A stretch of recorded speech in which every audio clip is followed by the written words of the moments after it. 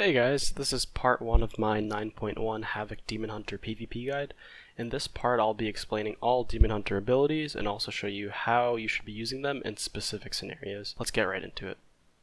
Now this is my favorite ability, and also the main reason why you should go Night Fae, the Hunt.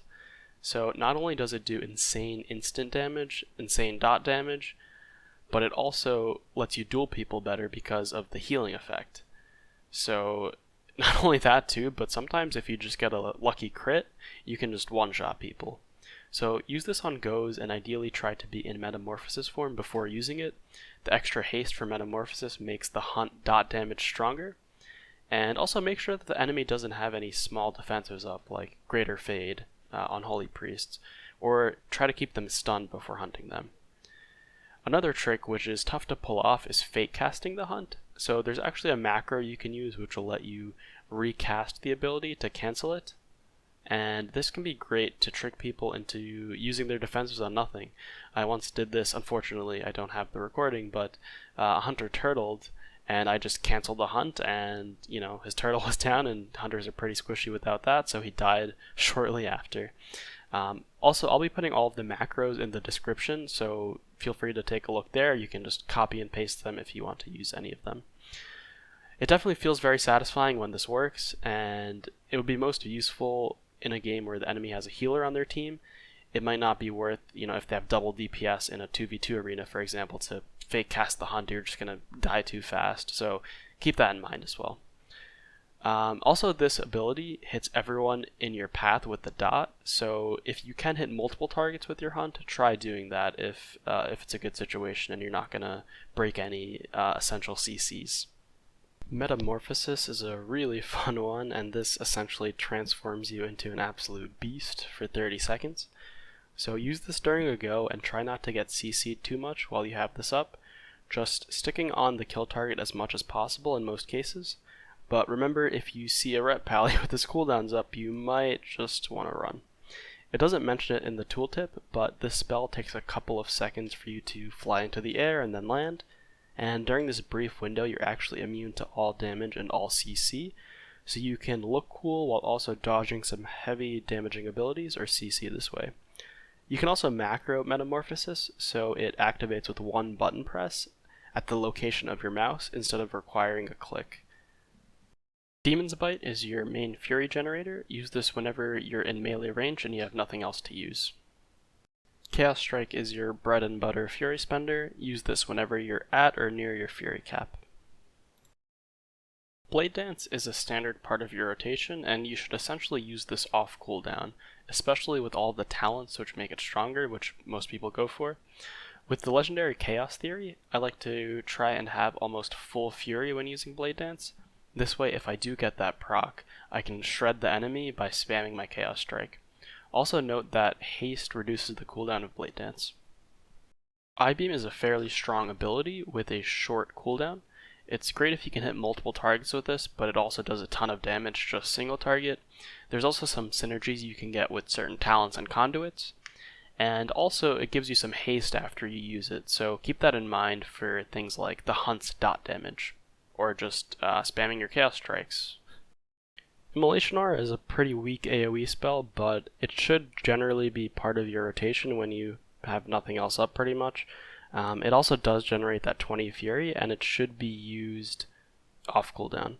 One neat trick you can do with this is catch people out of stealth, and the range is also big enough that it will hit them through certain pillars, so it makes it very easy to catch when they're just hugging that pillar. I don't know why this is called Throw Glaive. I think it should be called Glaive Throw because it just sounds so much better. Anyway, Throw Glaive has some potential talent and conduit synergies, but other than that, it's fairly weak. So, if you're too far to melee and not casting anything else, use this for a little extra damage. There's actually also a glitch right now when if you are in Spectral Sight and you use Throw Glaive on someone in stealth, it will knock them out of stealth but won't apply any effects or do any damage, so keep that in mind. Depending on the talents you run, Fel Rush can potentially be a really strong damaging ability, but for the most part you can use this mainly for the mobility. You do have 2 charges, so you don't have to be too conservative with this. Vengeful Retreat is good for kiting melees if you're getting low. and it also just provides good mobility all around. Depending on your talents, you can also get even more utility out of this. And again, I will discuss in the next video going over all talents and all good combinations and some common builds. Consume magic is actually bugged right now in PvP. I go over this in one of my other videos, which goes over a few Demon Hunter bugs, and also in the comments in that video you can find even more bugs, so take a look at that if you're interested. But essentially you don't get the 20 Fury from Consume magic, which is quite annoying, so thanks Blizzard for that. I like to use this at the beginning of most arena games though, and get rid of all of the enemy buffs, mainly on the kill target. Like, let's say you have the priest with their fort buffs, always try to dispel those, get rid of their 10% bonus health. If the enemy team is good, they might rebuff later on, so keep an eye out for that if you need to dispel again. And also, of course, keep in mind for classes like Resto Druids that have HOTS and other heals you can dispel. Always use that when you can in your downtime. Keep in mind that this does trigger your global cooldown, so in some scenarios it might honestly just be better to use a damaging attack or CC instead. If you're a Blood Elf, you can also use Arcane Torrent, which does the same job as Consume Magic, but actually generates the Fury it says in the tooltip. And let's say you want to dispel a Palibop, but you see a ton of other beneficial effects on the target, you may want to use both Consume Magic and Arcane Torrent if you're not lucky enough with dispelling it the first time around. Disrupt is just a classic interrupt, but with a 10-yard range, so that's nice. It's pretty strong for a melee class. Try using this at the last fraction of a second to avoid falling for fake casts. High priority spells to interrupt would be, of course, most heals, and also strong damaging spells like Chaos Bolt, for example. If you're in an arena and trying to kill the DPS, it really is worthwhile to take a second to interrupt the healer, even if they're kind of far away. It will make a huge difference and help you win a lot more games. Imprison is a decent CC ability, and in PvP it actually lasts for 4 seconds. Without the PvP talent, any damage will break the effect, so keep that in mind when using AoE. Try to know if the diminishing return stacks with your teammate's CC to avoid using it at a bad time. You can actually just Google WoW DR and click on the first link that comes up, and it'll show you a website which has all of this information, and you can see exactly what shares a diminishing return and what does not. CC is especially powerful on the non-kill target before or during a go, and a go is essentially just when you go in, using some or all of your cooldowns for big burst damage. Also try lining up your CC with your teammates so you don't use it at the same time, but rather sequentially, so voice chat does help a lot with this. Chaos Nova actually stuns for 4 seconds in PvP. Also keep in mind the CC tips I mentioned for Imprison, and a lot of those tips still apply for this CC, but also stuns can be particularly useful on the kill target. While they're stunned, they're essentially defenseless against all of your damage. Of course, when they're grouped up and you stun multiple targets, you'll get a lot more value out of this ability as well. Sometimes you also get those little soul fragments which heal you a bit, so keep your eyes peeled for those if you need a small heal.